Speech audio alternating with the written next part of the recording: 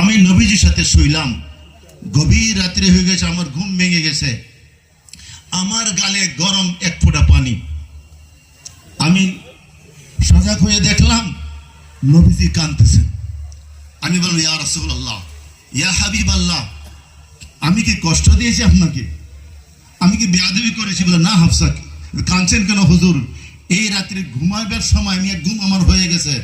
হাফসা, কিয়ামতের দিন এই সমস্ত উম্মতের সম্মুখে আমাকে আল্লাহ সাক্ষী বানাইবেন, সাক্ষী বানাইবেন।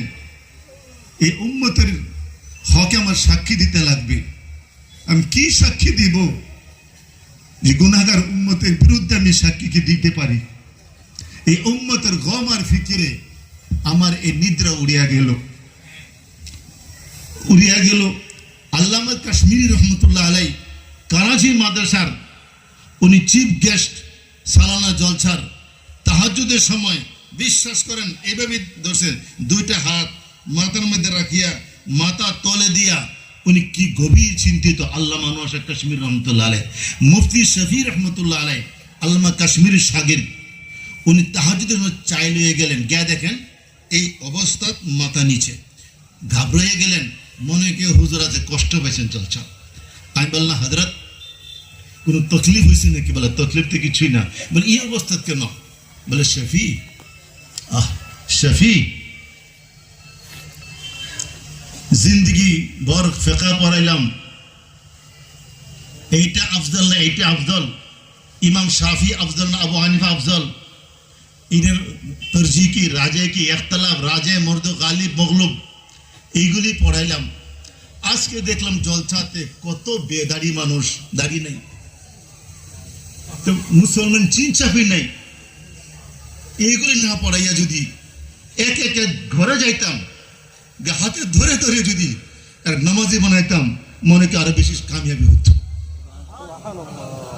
আল্লামা আনোয়ার শাহ কাশ্মীর রহমতুল্লাহ উলামায়ে কেরাম জানেন এই উম্মতের, ওনারা তো মাদ্রাসার ভিতরে থাকেন, দেওবন্দের ভিতরে, বাইরে তো জানি না। যা গেলেন গিয়া দিয়ে দুরবস্থা দেখিয়ে মাথা হাত দিয়ে বসে গেলেন।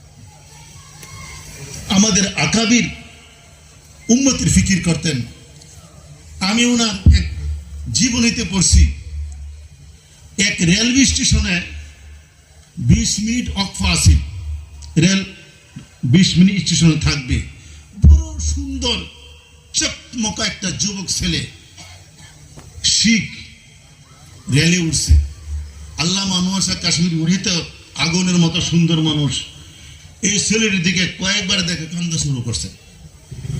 গাড়ি 20 মিনিট রাখা রেল, এই যুবকে আল্লামা আনোয়ার শাহ কাশ্মীর রহমতুল্লাহ আলাই, হযরত উলামায়ে কেরাম, যেহেতু যথেষ্ট উলামায়ে কেরাম আছেন, এই জন্য আপনাদের আমাদের ইয়াদ দাহারের জন্য আল্লামা আনোয়ার শাহ কাশ্মীর রহমতুল্লাহ কান্দা শুরু করছেন। ভিড় বাড়ো নাই বেশি। যুবকে বললো, হযরত আপনি কাঁদছেন কেন? বল, তোমাকে দেখিয়া। বল, আমাকে দেখে কেন কান্দেন আপনি?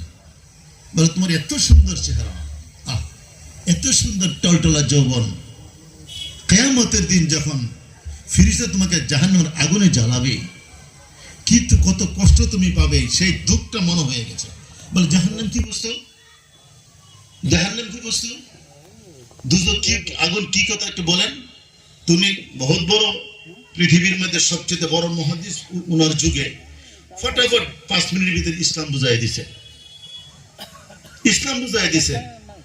ইসলাম বোঝানোর পর ছেলেটা বলল যে, হযরত আপনার চেহারা, আপনার চরিত্র আর আপনার ভাষা দ্বারা আমি বুঝতে পারছি আপনি পারফেক্ট ধর্মীয়, খাঁটি, নিখুঁত এবং ধার্মিক ব্যক্তি। আপনি যা বলছেন আমি বিশ্বাস করেছি, আমাকে দুজক থেকে বাঁচার পথ দেন।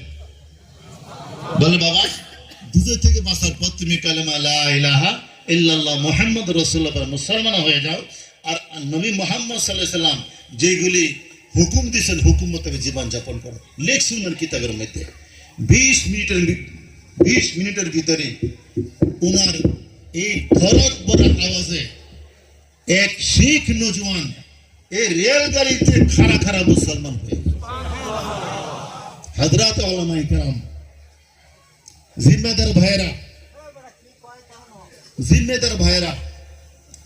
এই দরদ আর ফিকির ভিতরে আনি, শুধুমাত্র গলার ভিতর উপরে না, ভিতরে নিয়ে আসি। যারাই ভিতরে নিয়ে আসে রে ভাইরা কামিয়াব হয়ে গেছে। এই উম্মতের দরদ যারা কলিজাত বসাইতে পারছে, বিশ্বাস করেন এই দুনিয়ার সবচাইতে বড় আল্লাহর নবীর মিরাজ পেয়ে গেছে। উম্মতের দরদ যদি কলিজার ভিতরে ঢুকাইতে পারছে, সমস্ত নবীগণদের ওয়ারাসতের মধ্যে বহুত বড় সম্পত্তি পেয়ে ফেলছে। বাবার সম্পত্তি 50 করোড় পাইলেও উম্মতের দরদের যে ওয়ারাসত, এই সম্পত্তি চেয়ে বাবার সম্পত্তি বেশি নয়। বাবার সম্পত্তি তো মওত তক, আর নবীর এই উম্মতের দরদের সম্পত্তির রেজাল্ট কোটি কোটি বছর আপনি জান্নাতে থাকবেন।